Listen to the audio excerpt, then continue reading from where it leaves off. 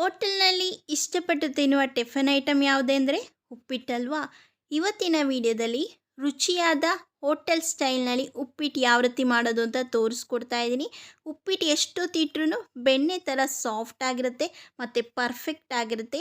Hotel ಸ್ಟೈಲ್ನಲ್ಲಿ ಉಪ್ಪಿಟ್ಟು ಯಾವ ರೀತಿ ಮಾಡೋದು ನೋಡೋಣ. ನಾವು ಮಾಡುವ ರೆಸಿಪಿ ನಿಮಗೆ ಇಷ್ಟವಾದರೆ ಲೈಕ್ ಮಾಡಿ, ಶೇರ್ ಮಾಡಿ. ತುಂಬಾ ಇಷ್ಟವಾದರೆ ನಿಶಾ ಕನ್ನಡ ಚಾನಲ್ನ ಹೋಗಿ ಸಬ್ಸ್ಕ್ರೈಬ್ ಆಗಿ. ಉಪ್ಪಿಟ್ಟು ಮಾಡೋದಕ್ಕೆ ಸ್ಟವ್ ಮೇಲೆ ಒಂದು ಬಾಣಲೆ ಇಟ್ಕೊಂಡಿದ್ದೀನಿ. ಬಾಣಲೆ ಬಿಸಿಯಾದ ನಂತರ 3 ಟೇಬಲ್ ಸ್ಪೂನ್ ಆಗುವಷ್ಟು ಎಣ್ಣೆನ ಹಾಕ್ಕೊಳ್ತಾ ಇದ್ದೀನಿ. ಇಷ್ಟು ಎಣ್ಣೆ ಹಾಕಲೇಬೇಕು. ಎಣ್ಣೆ ಬಿಸಿಯಾಗಲಿ. ಎಣ್ಣೆ ಬಿಸಿಯಾದ ನಂತರ 1/4 ಟೀ ಸ್ಪೂನ್ ಆಗೋಷ್ಟು ಸಾಸಿವೆ ಹಾಕ್ಕೊಳ್ತಾ ಇದ್ದೀನಿ. ಸಾಸಿವೆ ಸಿಡಿಲಿ. ಸಾಸಿವೆ ಸಿಡಿದ ನಂತರ 1/2 ಟೀ ಸ್ಪೂನ್ ಆಗೋಷ್ಟು ಉದ್ದಿನಬೇಳೆ ಹಾಗೆ 1/2 ಟೀ ಸ್ಪೂನ್ ಆಗೋಷ್ಟು ಕಡಲೆಬೇಳೆನ ಸೇರಿಸ್ತಾ ಇದ್ದೀನಿ. ಈಗ ಎರಡನ್ನೂ ಲೋ ಫ್ಲೇಮಲ್ಲಿ ಇಟ್ಕೊಂಡು ಚೆನ್ನಾಗಿ ಹುರ್ಕೊಳ್ಳೋಣ.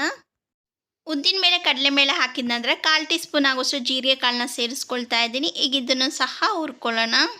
ಜೀರಿಗೆ ಹಾಕಿದ ನಂತರ 10 ರಿಂದ 12 ಗೋಡಂಬಿ ಸೇರಿಸ್ಕೊಳ್ತಾ ಇದ್ದೀನಿ. ಗೋಡಂಬಿ ಸಹ ಚೆನ್ನಾಗಿ ಕಡಿಮೆ ಉರಿಯಲ್ಲಿ ಇಟ್ಕೊಂಡು ಹುರ್ಕೊಳ್ಬೇಕು. ಈಗ ನಾನು ಈ ಕಡಾಯಿಗೆ 1 ಇಂಚು ಶುಂಠಿ ಸಿಪ್ಪೆ ತೆಗೆದು ಚಿಕ್ಕ ಚಿಕ್ಕದಾಗಿ ಕಟ್ ಮಾಡಿರೋದು ಹಾಗೆ 3 ರಿಂದ 4 ಹಸಿಮೆಣಸಿಕಾಯಿ ಉದ್ದಕ್ಕೆ ಕಟ್ ಮಾಡಿರೋದು ಈಗ ನಾನು ಎಣ್ಣೆಗೆ ಸೇರಿಸ್ಕೊಳ್ತಾ ಇದ್ದೀನಿ. ಇದನ್ನು ಸಹ ನಾವು ಎಣ್ಣೆಯಲ್ಲಿ ಫ್ರೈ ಮಾಡ್ಕೊಳ್ಳೋಣ. ಶುಂಠಿ ಮತ್ತು ಹಸಿಮೆಣಸಿನ್ಕಾಯಿ ಹಸಿ ವಾಸನೆ ಹೋಗೋವರೆಗೂ ಹುರ್ಕೊಳ್ಳಿ. ಈ ಟೈಮ್ನಲ್ಲಿ ಸ್ವಲ್ಪ ಕರ್ಬೇವಿನ ಸೊಪ್ಪು ಸೇರಿಸ್ಕೊಳ್ತಾ ಇದ್ದೀನಿ. ಅದರ ಜೊತೆಗೆ ಒಂದು ಮೀಡಿಯಮ್ ಸೈಜ್ ಈರುಳ್ಳಿ ಚಿಕ್ಕ ಚಿಕ್ಕದಾಗಿ ಕಟ್ ಮಾಡಿದ್ದು ಸೇರಿಸ್ಕೊಳ್ತಾ ಇದ್ದೀನಿ. ಈರುಳ್ಳಿ ಸಾಫ್ಟ್ ಆಗುವವರೆಗೂ ಫ್ರೈ ಮಾಡ್ಕೊಳ್ಬೇಕು. ಈರುಳ್ಳಿ ಎಲ್ಲ ಚೆನ್ನಾಗಿ ಫ್ರೈ ಆಗಿದೆ. ಈಗ ನಾನು 1 ಲೋಟದಷ್ಟು ಮೀಡಿಯಮ್ ರವೆನ ಸೇರಿಸ್ಕೊಳ್ತಾ ಇದ್ದೀನಿ. ಲೋ ಫ್ಲೇಮಲ್ಲಿ ಇಟ್ಕೊಂಡು 3 ರಿಂದ 5 ನಿಮಿಷಗಳ ಕಾಲ ಕಡಿಮೆ ಉರಿಯಲ್ಲಿ ಇಟ್ಕೊಂಡು ಹುರ್ಕೊಳ್ಬೇಕು. ಘಮ ಘಮ ಸುವಾಸನೆ ಬರುವವರೆಗೂ ಕಡಿಮೆ ಉರಿಯಲ್ಲಿ ಇಟ್ಕೊಂಡು ಹುರ್ಕೊಳ್ಬೇಕು. ನೋಡಿ, ರವೆ ಚೆನ್ನಾಗಿ ಹುರಿದಾಗಿದೆ. ಈಗ ನಾನು ರುಚಿಗೆ ತಕ್ಕಷ್ಟು ಉಪ್ಪನ್ನ ಸೇರಿಸ್ತಾ ಇದ್ದೀನಿ. ಹಾಗೆ 1/4 ಟೀ ಸ್ಪೂನ್ ಆಗೋಷ್ಟು ಸಕ್ಕರೆನ ಸೇರಿಸ್ತಾ ಇದ್ದೀನಿ. ಈಗ ಎಲ್ಲನೂ ಚೆನ್ನಾಗಿ ಒಂದು ಸಾರಿ ಮಿಕ್ಸ್ ಮಾಡ್ಕೊಳ್ಬೇಕು. ಯಾವ ಲೋಟದಲ್ಲಿ 1 ಲೋಟದಷ್ಟು ರವೆನ ಹಾಕಿದ್ವಲ್ಲ ಅದೇ ಸೇಮ್ ಲೋಟದಲ್ಲಿ 2.5 ಲೋಟದಷ್ಟು ನೀರು ಚೆನ್ನಾಗಿ ಕುದಿಸ್ಕೊಂಡಿದ್ದೀನಿ.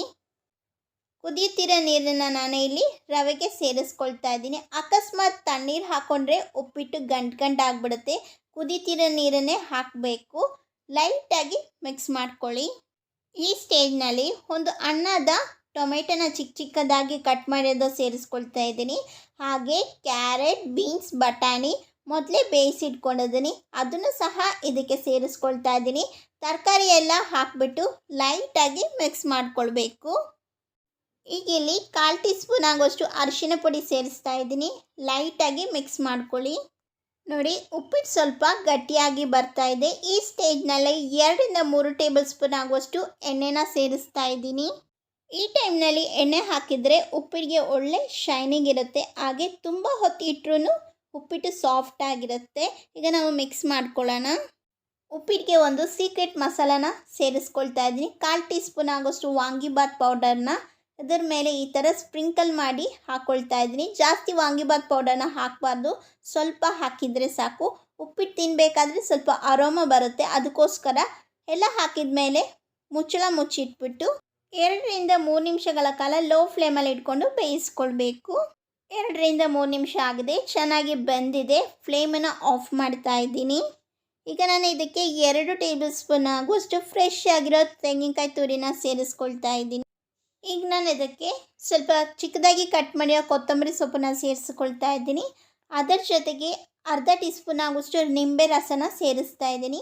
ಹಾಕಿದ ನಂತರ ಚೆನ್ನಾಗಿ ಮಿಕ್ಸ್ ಮಾಡ್ಕೊಳ್ಬೇಕು. ಬಹಳ ಸೊಗಸಾದ ಸಖತ್ ಟೇಸ್ಟಿಯಾದ ಹೋಟೆಲ್ ಸ್ಟೈಲ್ನ ಉಪ್ಪಿಟ್ಟು ರೆಡಿಯಾಗಿದೆ. ಈ ವಿಡಿಯೋ ನಿಮಗೆ ಇಷ್ಟವಾದರೆ ಲೈಕ್ ಮಾಡಿ, ಶೇರ್ ಮಾಡಿ. ನಿಶಾ ಕನ್ನಡ ಚಾನಲ್ನ ಹೋಗಿ ಸಬ್ಸ್ಕ್ರೈಬ್ ಆಗಿ.